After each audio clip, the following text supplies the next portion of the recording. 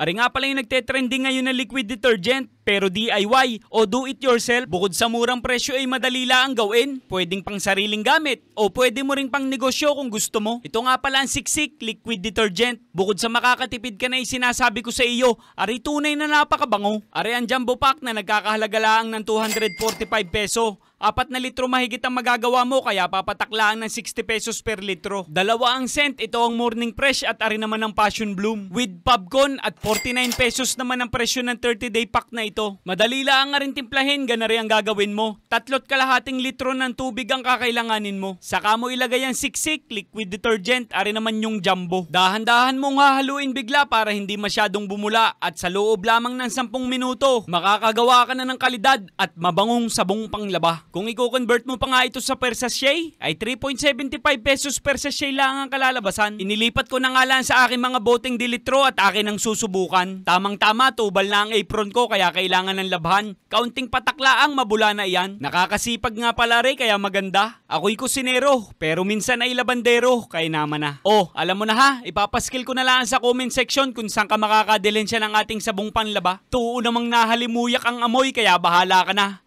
Ay ina!